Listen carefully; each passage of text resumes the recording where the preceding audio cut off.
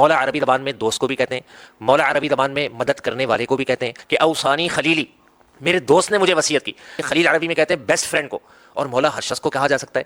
جو حضرت علی کا ہے وہ حضرت عمر کا نہیں، جو حضرت عمر کا ہے وہ حضرت علی کا نہیں. کہ ہم نے بذات خود یہ دیکھا کہ کویت میں الگ عربی بولی جاتی ہے، دبئی میں الگ، بحرین میں الگ، قطر میں الگ، عمان میں الگ، سعودیہ میں الگ، تو وہ عربی الگ ہے اور یہ عربی الگ ہے. تھوڑا سا وضاحت فرما دیجیے گا. کی وضاحت کرتا چلوں کہ میں خود بیسیکلی عربک انٹرپریٹر ہوں اور تقریباً 20 سال 20 ایئرز جو ہے ہماری بیسک ایجوکیشن ایمریٹس میں رہی، دبئی میں رہی. میں یہ آپ سوال کا مقصد یہی ہے، میں تھوڑا سا تعارف یہ بھی کرا دوں ناظرین کو کہ گزشتہ 8 سال سے ایک بڑے نیوز چینل پر جو خطبہ حج ہوتا ہے اس کی لائیو جو ٹرانسلیشن کرتے ہیں یہ اردو کے اندر لائیو. تو یہ جواد بھائی ایک بڑے ایک نامور شخصیت ہیں، آ جاتے ہیں ہم ہمارے پروگرام میں. آپ کا شکریہ ایک دفعہ پھر. اچھا، عربک کئی کنٹریز میں میرا ذاتی طور پہ ٹریول کرنے کا اتفاق رہا. وہاں کا جو ایکسنٹ ہے وہ یقیناً الگ الگ ہے، لیکن اس کی جو مدر ٹن ہے اور فصحی لینگویج ہے وہ ابھی تک بالکل ایز اٹ از سب کی ایکول ہے، ایک جیسی ہے، کوئی فرق نہیں ہے. ٹھیک ہے، دیکھیں دبئی، سعودیہ، بحرین، کویت، ایجپٹ میں جب ہم جاتے ہیں، مصر میں، تو وہاں کا تھوڑا سا اسٹوپڈ لینگویج ہے، تیز لینگویج ہے کہ عام طور پہ جو پاکستان، انڈیا، ایشیا کے ایجوکیٹڈ پڑھے لکھے لوگ ہوتے ہیں مدارس کے، وہ ایجپٹ کی لینگویج ان کو ایک لفظ سمجھ میں نہیں آ رہا ہوتا کہ یہ کیا کہہ رہے ہیں، کیونکہ وہ تھوڑا سا جی بالکل، وہ تھوڑا سا ہاں تیز ترار قوم ہے ماشاء اللہ تبارک اللہ، اور ذہین، دنیا کے ذہین ترین قوموں میں سے ایک ہے.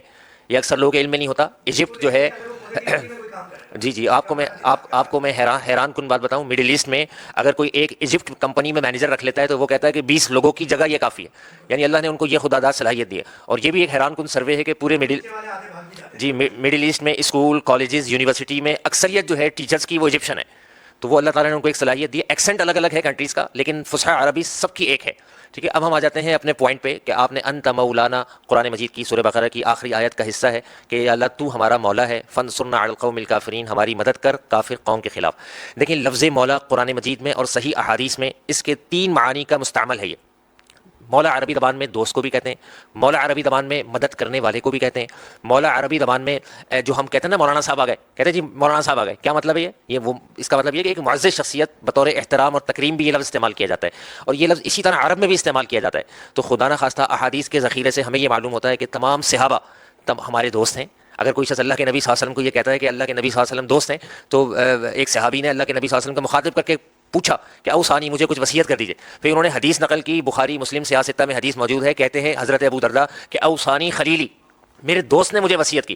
خلیل اور مولا کا جو فرق ہے وہ صرف اتنا ہے کہ خلیل عربی میں کہتے ہیں بیسٹ فرینڈ کو، اور مولا ہر شخص کو کہا جا سکتا ہے.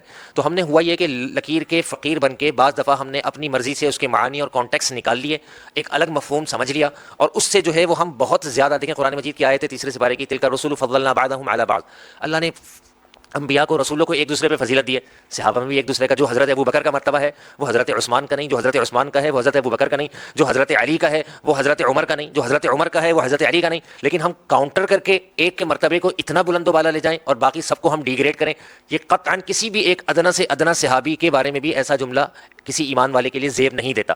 اختلاف نعمت ہے. اگر ان سے کوئی بتقاضۂ بشریت غلطیاں چوک ہوئی، حضرت عمر سے غلطی ہوئی، امیر المومنین تھے، اس کے باوجود ایک عورت نے پوچھا پبلک کے سامنے اللہ کے گھر میں مسجد نبوی میں پوچھا کہ حضرت عمر یہ بتاؤ، یہ تم کپڑا پہنے وہ یہ کہاں سے آیا، یہ تو جو ہے مال غنیمت میں آیا تھا، تمہارے پاس کہاں سے آیا. ان کو وضاحت دینا پڑی کہ یہ کپڑا میرے حصے میں نہیں آیا تھا، یہ میرے بیٹے کے حصے میں آیا تھا، اور میرے حصے میں تھوڑا تھا تو اس سے تو قمیص سل نہیں سکتی تھی، تو لہٰذا ہم دونوں نے وہ ملا کر کے پھر ایک شرٹ سلوا لی.